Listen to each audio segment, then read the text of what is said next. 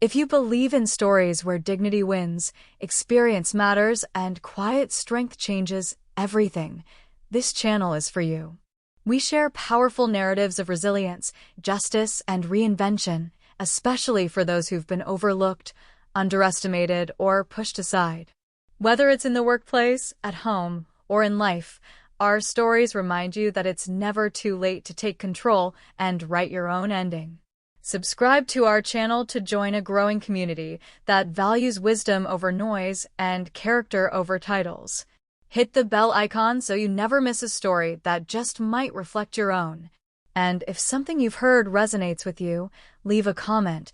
We read every single one, and your voice matters here. Don't just watch, be part of the movement. Because your story deserves to be told, too. Subscribe today. Let's rise together. I never intended to eavesdrop, but when you hear your name behind a partially closed door, especially from people who sign your paycheck, you stop in your tracks. Cut her salary by 40%. She's just deadweight. My name is Elaine Porter. I'm 53 years old. I've spent the last 14 years at Maddox Industries here in Denver, Colorado, quietly managing logistics, mentoring new hires, and cleaning up after other people's disasters. I never needed applause. I never wanted a corner office, but I never imagined they'd forget my value completely. That night, I had stayed late to finalize our Q3 performance analysis. My office was just 2 doors down from the executive conference room. I wasn't on the meeting invite, but someone had left the door ajar. I paused when I heard Nathan's voice, the newly appointed CEO. Young, impeccably dressed, all charm and numbers. She's not driving revenue, he said flatly. She coordinates files, manages projects. Nothing we couldn't automate or outsource. Another voice snickered. You think she'll leave over a pay cut? Please, Nathan said, with a laugh. Elaine's boxed in. No kids, no partner, just that mortgage in the suburbs. She's not going anywhere. She needs this job. Laughter. From men I had covered for, supported, and worked late nights to protect. That was the exact moment something shifted, not just in my chest, but in how I saw all of them. I was their safety net, and they'd reduced me to a spreadsheet. A budget line. A liability. I didn't cry. I didn't confront anyone.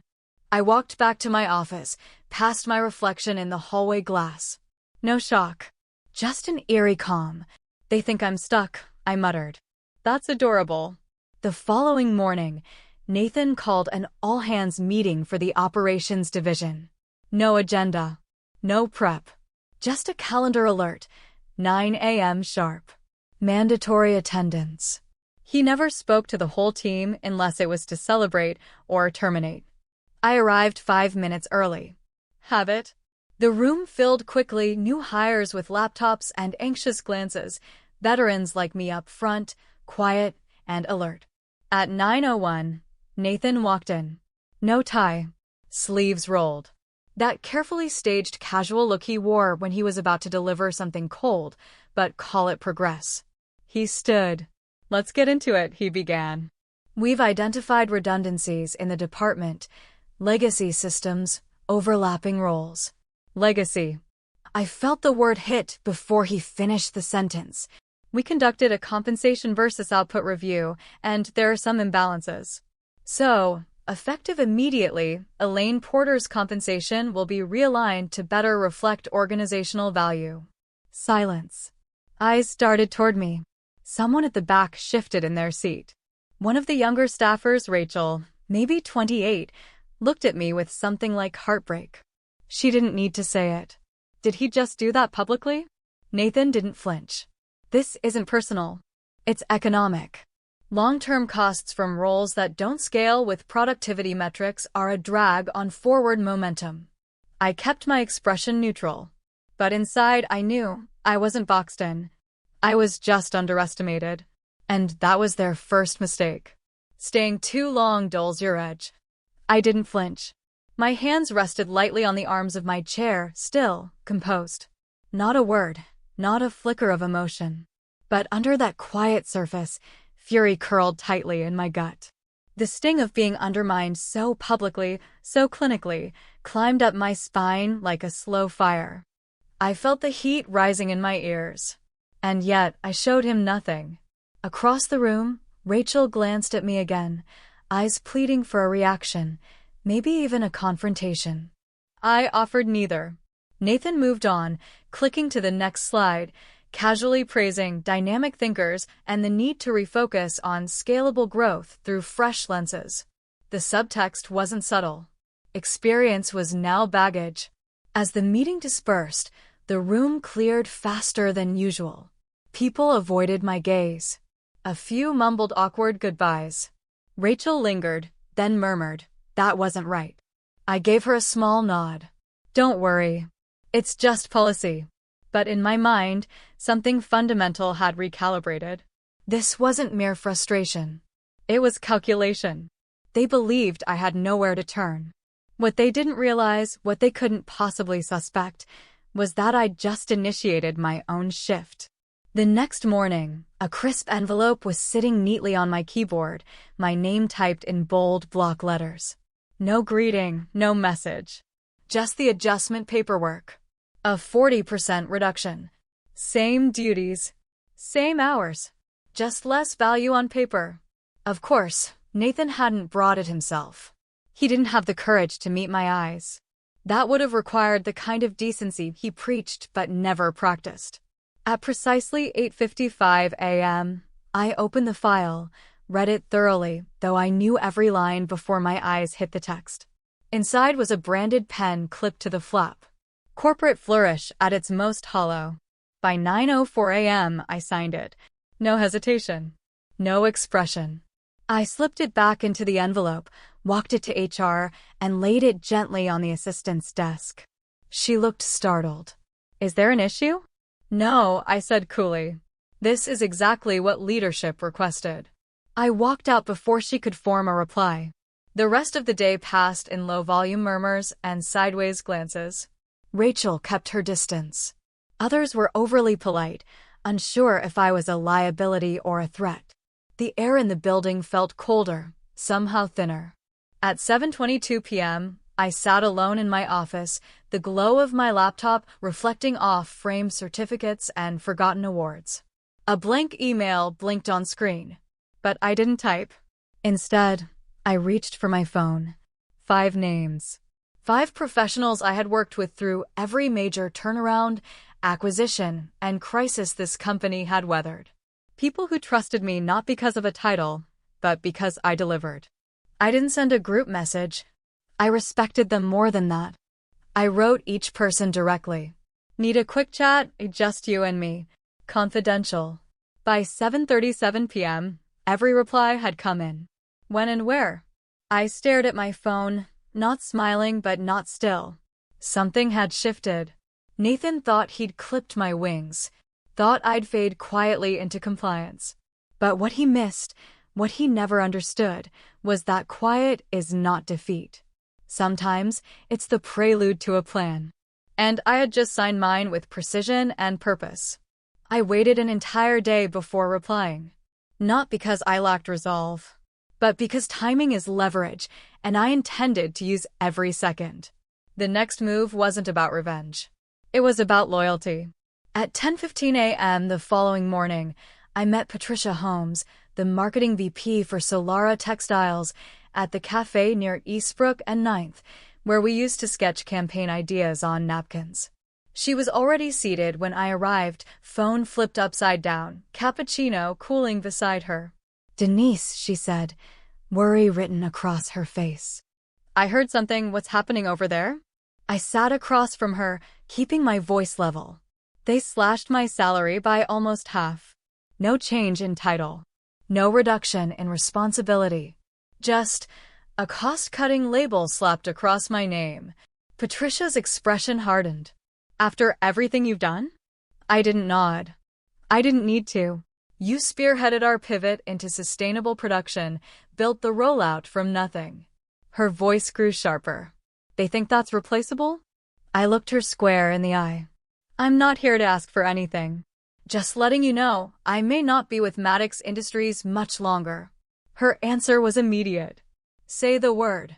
If you leave, I'm not sticking around. At 1:55 p.m., I sat beside Tom Delgado, CFO at a distribution firm I'd partnered with for nearly a decade. We were parked at the edge of a freight yard in his truck, a tradition we started years ago to escape boardroom noise. I didn't get halfway through the update before he cut in. You stabilized our margins during the pandemic, he said, not looking away. They might forget that. I haven't. If you walk, I'm pulling our contracts. Later, at 5:20 p.m., I met with Angela and Reed, co-founders of an AI startup I'd mentored since their first Series A round. We stood on the balcony of their converted warehouse space as the sun dipped below the skyline. Angela didn't hesitate. Our loyalty was never to the company name. It was to you, Denise. Period. Each conversation took its own shape. Some began with awkward pauses, others with quiet laughter, but every one of them ended the same way, with clear, unwavering support. These people hadn't been working with Maddox. They had been working with me. As I sat in my car that evening, headlights flickering on damp pavement, something lifted. The shame from Nathan's announcement, the weight of being blindsided, it started to fade. It wasn't just that they understood. It was that they never saw me the way he did, as a line item, a burden, a cost center. I wasn't an afterthought. I was the anchor. And now I was the reason these clients were willing to reconsider their partnerships. When I got home that night, my mind wasn't stuck replaying boardroom smirks or buzzwords like legacy inefficiencies. That static was gone. In its place was something far more powerful, a memory of how this company actually survived its darkest hour. 5 years back, Maddox Industries wasn't winning awards or acquiring startups. It was collapsing under mismanagement. A PR fallout had gutted investor trust, quarterly targets were missed, and payroll barely cleared. At the time, I wasn't just solving problems, I was buying the company time. And I had an edge no one else at the table did. My godfather, Robert Ellis, a quiet but influential financier. He wasn't in it for press or profit. What he gave Maddox was simple, for $1 million in bridge funding split into 2 installments, strictly for operational lifeline use. But he had one requirement: all future credit instruments, restructuring terms, or capital borrowings must carry dual approval, one of them from my designated signatory, Denise Langley. And in their desperation, they signed. They didn't even read the fine print. Would you like the next part where Denise begins to use that clause to her advantage? They were too desperate to think clearly. I still recall the look on the finance director's face when he signed the final sheet, sweating through his collar, overwhelmed, relieved. Not a clue what Clause 4.2 actually meant. To them, it was ceremonial. A nod to the generous investor backing them through crisis. A formality attached to a check they couldn't afford to lose. They never imagined I'd enforce it. But I had never let go of that contract. Not a PDF. Not a photocopy. The original, blue ink signatures, notarized, sealed, and tucked away in a locked fireproof box beneath the desk in my home office. And I always knew exactly where I left it, bottom drawer, behind my pension binders, under a leather journal no one had ever written in. At 8:02 p.m., I turned the key, opened the box, and lifted out the thick legal document. It still smelled faintly like the old boardroom where it had been signed. There it was, my name, printed with precision under the designation Authorized Designee, Section 4.2. My initials on every page, the notary seal still pressed deep into the paper's fibers. I slipped it into a black portfolio with a magnetic clasp and slid it under my arm. I didn't intend to reveal it yet. Timing was everything. Nathan assumed I had no power, just contacts and quiet resolve. He didn't realize I held the very document that could shut down every financial decision he'd made for the last month. The same agreement that kept him employed during the company's darkest winter would now unravel his self-congratulatory empire. They'd labeled me a burden. But I had always been the gatekeeper, and now the gate was about to close. There's a particular energy that hangs in a room full of people faking triumph. It's all polished glass and strained grins, with an undercurrent of self-congratulation that doesn't quite reach the soul. At 9:20 a.m., a meeting alert pinged. Executive toast. 10:05 a.m., conference room A. Mandatory. Subject line: expansion secured. Nathan was clearly throwing himself a celebration. Probably finalized a credit line with Hanover Trust. He must have thought the clause in the old agreement was symbolic, an ancient footnote in an obsolete file. At 10:03, I entered conference room A. It was dressed like a luxury gala, champagne flutes rimmed in gold, fruit tarts embossed with the company's initials, and far too many interns pretending not to exist. Nathan stood at the front, sleeves rolled up to the elbow, hair gelled like a news anchor. "Good morning, everyone," he grinned. "Today represents a bold step for Maddox's future."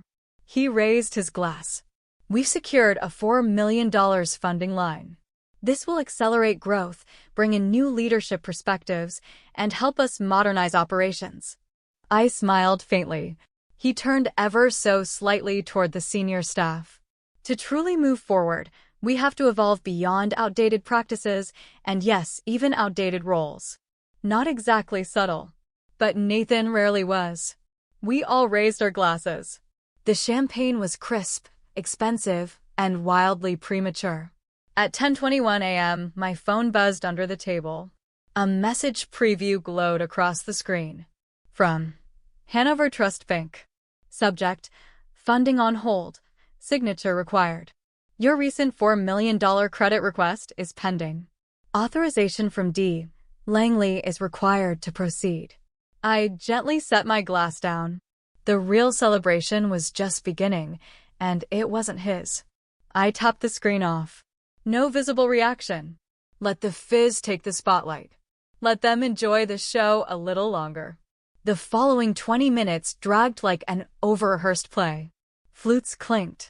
Laughter echoed too loud for comfort. The product lead teared up, praising Nathan's visionary courage. But under the surface, a thin current of anxiety began to stir. The cybersecurity director glanced at the wall clock twice in 3 minutes. The VP of People Operations barely touched her croissant, her thumb hovering nervously over her phone screen. An intern in the corner stood rigid, clutching a tray of napkins, unsure if they were staff or guests. Even Nathan's confidence wavered slightly when the finance chief leaned over and asked, "We're all greenlit, right?"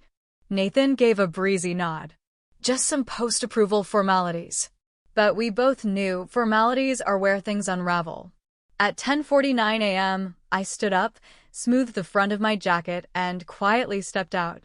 Nobody stopped me. Or maybe they noticed and chose to look away. The corridor outside felt cooler. Quiet.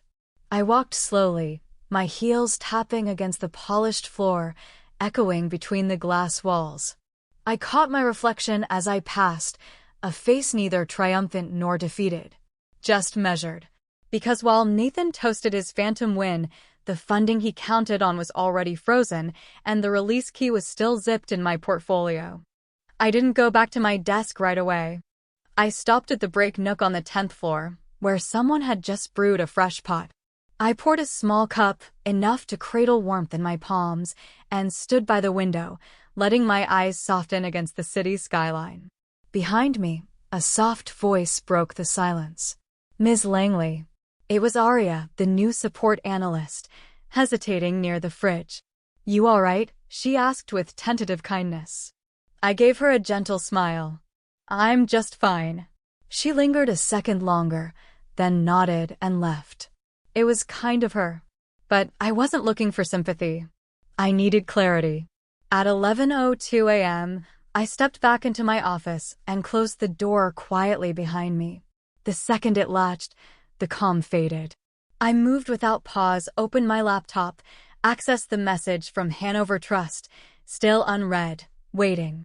Subject: credit request hold, action required. Message: pending signature from D. Langley to proceed. The authorized link glowed at the bottom of the screen. I didn't click it. Instead, I hit reply. My fingers typed quickly, precisely. Declined. Do not proceed with reapplication unless cleared by joint written approval. No greeting. No sign-off. Just finality, delivered cold and unmistakable. At 11:10 a.m., I pressed send. And just like that, Nathan's expansion plans froze, quietly, invisibly. A critical artery choked off without a sound. Then came the next step. From my locked cabinet, I retrieved a slim, matte black USB drive. Unmarked. Never connected to any internal system. Just clean, offline protection. Over the next half hour, I copied the critical relationship materials, top-tier client profiles, onboarding blueprints, retention issue logs, and transition guidance I developed myself. Nothing proprietary. These were built from trust, long nights, and the kind of insight that never lived in spreadsheets. At 11:46 a.m., I moved the final file, my personal evaluation notes. Confidential impressions. Honest assessments. Reserved only for me. I tucked the drive into its case and slid it into the side pocket of my leather satchel. Simple. Quiet. Complete. Then I leaned back, letting the chair tilt until it touched the back wall. No alarms. No speeches. Just the deep breath before a much louder silence. My hands were steady, but my chest pulsed. This wasn't retaliation. It wasn't ego. It was resolve. Through the frosted glass, I heard Nathan's voice bouncing down the corridor, corporate buzzwords peppered into a monologue. Optimization metrics. Scalable efficiencies. Pure theater. He had no clue the funds were frozen. I pictured him pacing around his laptop, frowning at the lack of confirmation, fingers jabbing at the keyboard, maybe tossing mild blame at an analyst or an intern. Raising his tone just enough to rattle someone. But not me. He wouldn't look my way. I was written off. Categorized. Filed under stable but stagnant. That was his mistake. That's the gift of being overlooked. People forget you're still in the room. And when the time comes, you can choose the silence that ends it all. A calendar notice had landed late the night before. Subject: Finance Sync, Executive Group. 10:30 a.m. Boardroom B. Attendance required. I didn't need clarification. Nathan had finally realized the money was stuck. He didn't know where the blockage lived, but he was ready to flesh it out. I arrived at 10:02 a.m., early always. Boardroom B already hummed with subdued energy. Nathan stood by the smart monitor, locked in an animated discussion with Javier, the CFO. Others dotted the perimeter, marketing, legal, strategy. All alert, all on edge. I slid into my familiar chair at the far end. The matte black folder rested in my lap, undisturbed. Nathan avoided my gaze. He flipped through a few slides, growth projections, optimistic cash flow modeling, manufactured momentum. Then came the shift. There's been a slight administrative hiccup regarding the expansion capital, he announced casually. It appears there's a pending authorization. Just a matter of completing a formality. And then, finally, he turned to me. Denise, he said, voice light, it looks like we're missing your sign-off on the facility. Can you finalize it so we can move forward? I met his eyes. Said nothing. Let the silence thicken. A beat passed. Then two. Long enough for people to shift in their chairs. Then, calmly, I placed the folder on the table and opened it. Inside was the 5-year-old agreement. Cream-colored stock. Wet ink signatures. The notary's stamp still raised. I slid it across the table, turning it so they could all read. A gold tab marked Section 4.2. All lines of future credit, bridge financing, or debt instruments must be approved by the appointee of the original funding source, Denise Langley. The room didn't gasp, but it stilled. Nathan blinked at the document, mouth slightly parted, as if the legal language was written in Greek. He gave a short, nervous laugh. That's ancient. Surely that clause expired. Javier leaned in, squinted at the fine print, and scanned. 10 seconds passed before he spoke. She's right. It's binding. No addendum. No override. It's enforceable. Nathan's jaw tightened. No one told me this existed. Javier didn't raise his voice, just looked sideways and said, "It was your job to read the original documents." Silence. The kind that grows teeth. The legal counsel's fingers froze above her keyboard. The head of product stopped spinning his pen. And me? I let out a breath I didn't realize I'd been holding since the day Nathan started. Because this wasn't an ambush. It was a quiet correction, years in the making. "I'm not here to discuss terms," I said evenly. "My position is final. The funding will not proceed. And no one here has the authority to bypass that." Nathan stiffened, adjusting his posture as if trying to recover ground. "This borders on obstruction," he said, voice tightening. I tilted my head just slightly. "Only if you misunderstood who held the authority in the first place." He didn't respond. There wasn't anything left to say. I collected my folder with unhurried precision, rose from my seat, and turned toward the door. No one interrupted. No one spoke. As I stepped into the corridor at 10:47 a.m., something lifted. Not just the weight of the moment, but the accumulated years of being sidelined, underestimated, and spoken around. This wasn't retaliation. This was freedom.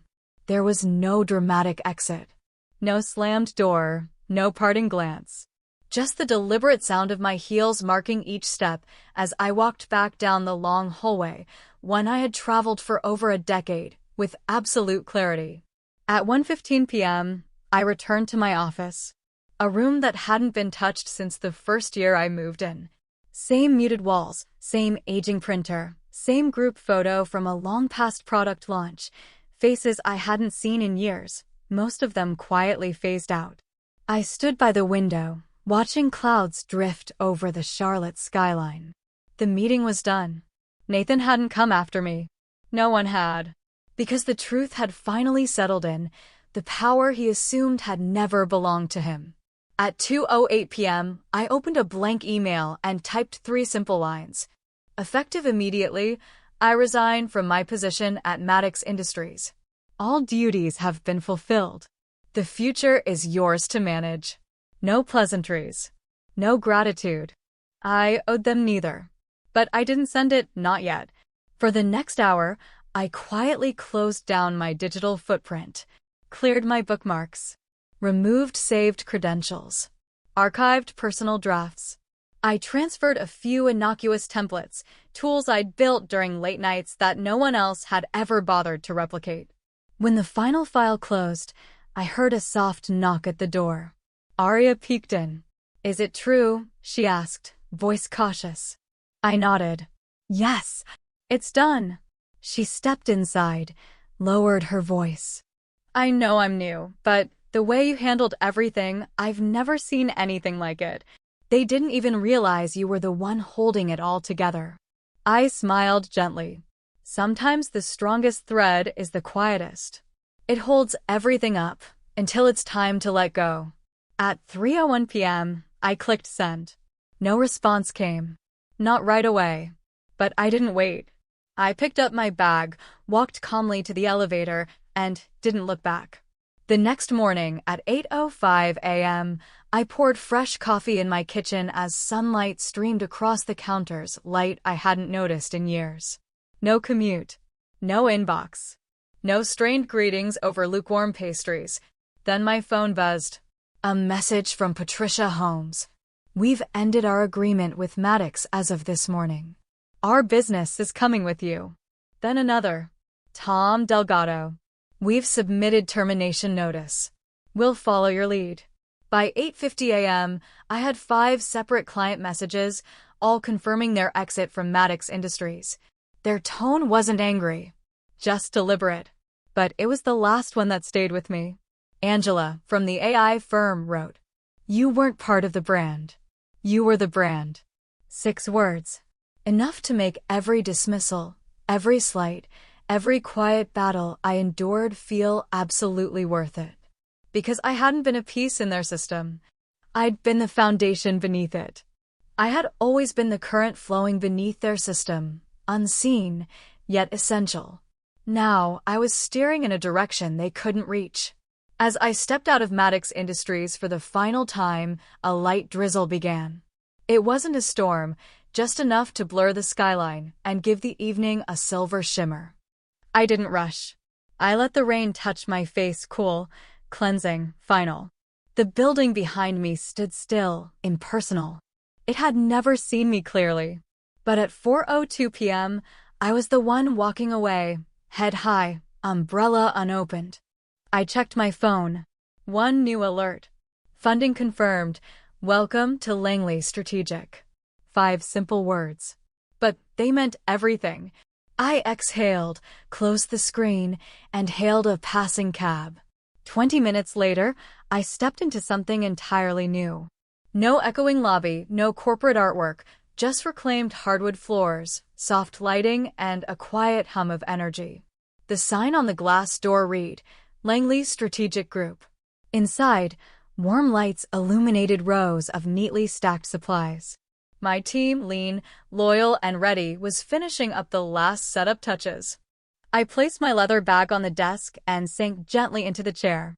A soft chime rang out. 5 names in a virtual waiting room. Not just clients. Allies. I clicked admit all. Faces filled the screen, each one smiling, steady, committed. We're ready when you are, Denise.